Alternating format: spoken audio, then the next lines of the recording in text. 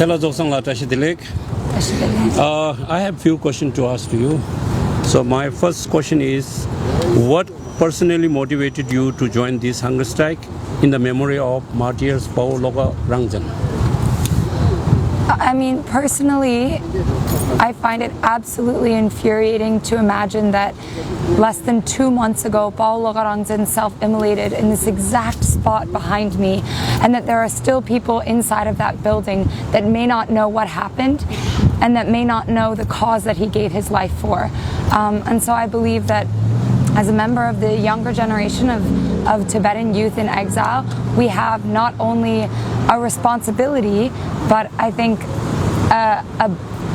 a birth-given duty, and I think the weight is really on our shoulders to stand up for our country and to amplify not only the voices of Tibetans inside Tibet, but the voice of Paul Logarangzin, who left us with such a clear mandate, which was not only to not mourn him, but to fight harder and to continue the struggle for Tibetan independence. And so that's personally what motivated me coming here today.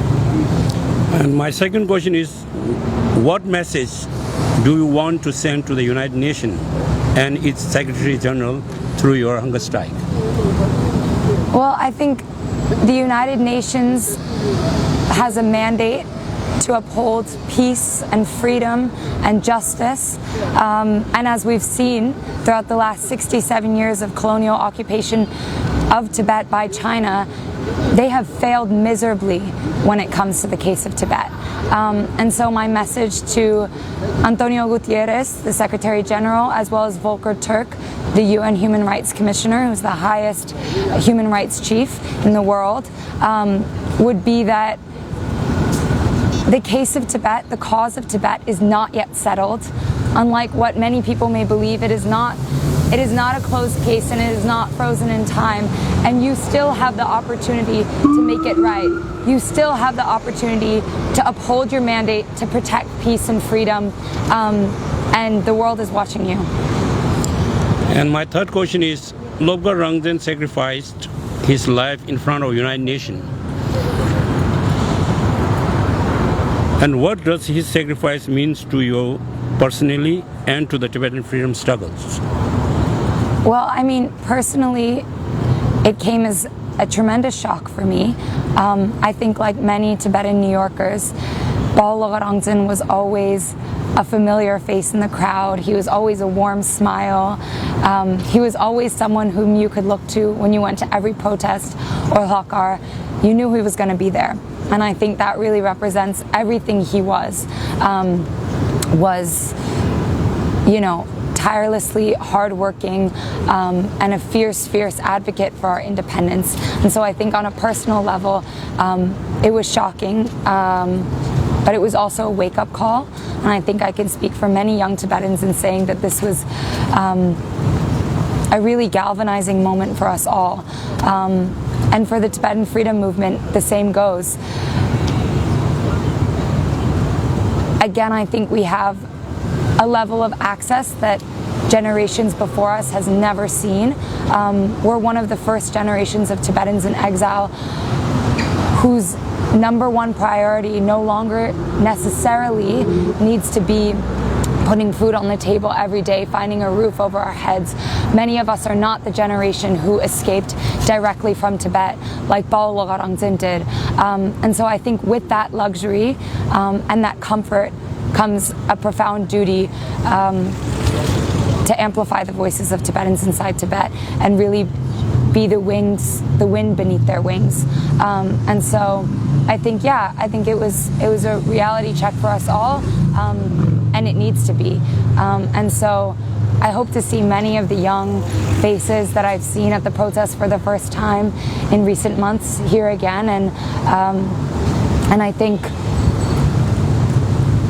yeah, I think for all of us to accept anything less than a free Tibet would be a betrayal of Paul Logarangzin's memory. And so I think it's what we must do and it's what we will do. And my fourth question is, what specific action or response are you hoping to see from United Nations regarding the situation in Tibet?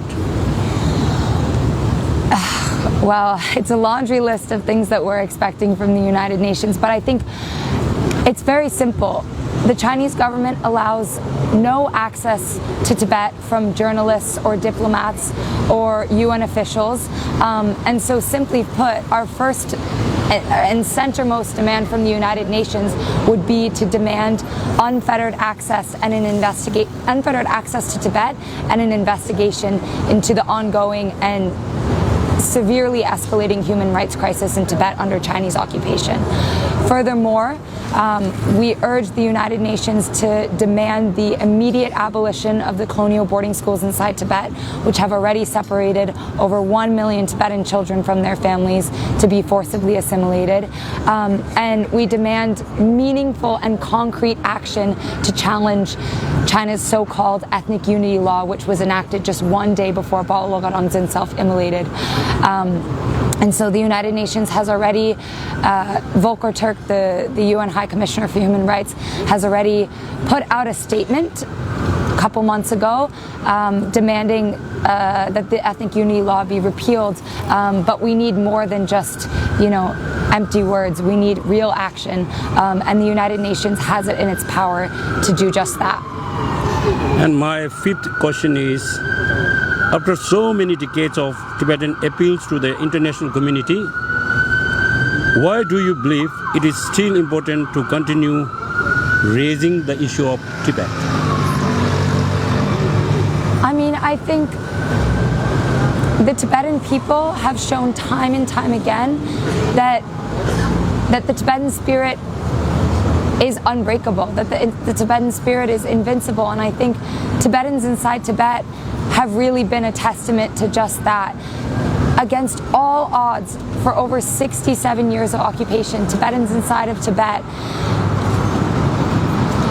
have courageously stood up to Chinese occupation and have found very creative outlets to resist inside of Tibet under unimaginable conditions of repression by the Chinese government, be it from the Hakar movement, which is the political non-cooperation movement inside of Tibet, where Tibetans speak Tibetan, they wear Tibetan clothing, they don't shop at Chinese businesses, they boycott, to now the more subtle acts of resistance that we're seeing, in which Tibetan parents or Tibetan local monks will actually start underground schooling services for Tibetan children who are no longer able to learn the Tibetan language inside of Chinese colonial boarding schools. All of these are a testament to the fact that Tibetan resistance is still very much so alive.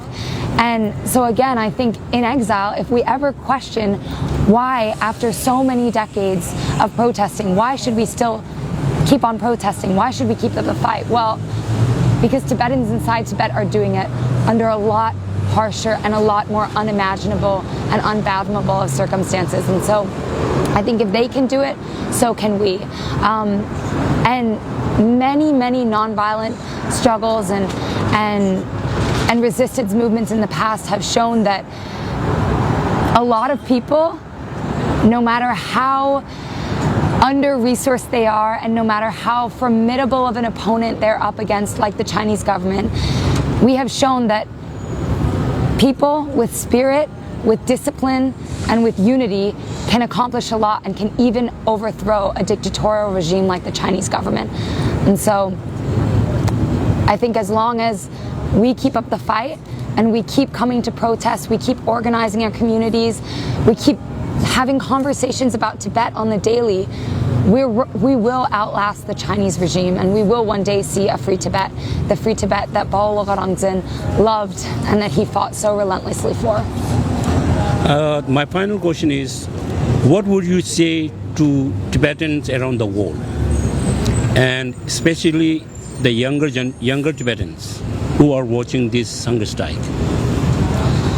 I think my message specifically for younger Tibetans would be, sometimes, especially if you don't grow up in a predominantly Tibetan community, it may be intimidating to take the first step and to, to join an SFT or an R2IC chapter. It may seem intimidating, but I promise you there are like-minded people who are just like you, who have the same simshuk, who have the same passion, and who are willing to drop everything for Tibet. And so I think it's just a matter of having that first conversation. If you're in a small Tibetan community, find a friend and start a local Tibet chapter at your school. Just have conversations about Tibet, and I think the rest will follow suit. And I think my message to the world and the community at large would just be Simshut Matcha. We will one day see a free Tibet. We can't stop fighting for it. Thank you for your time. Thank you.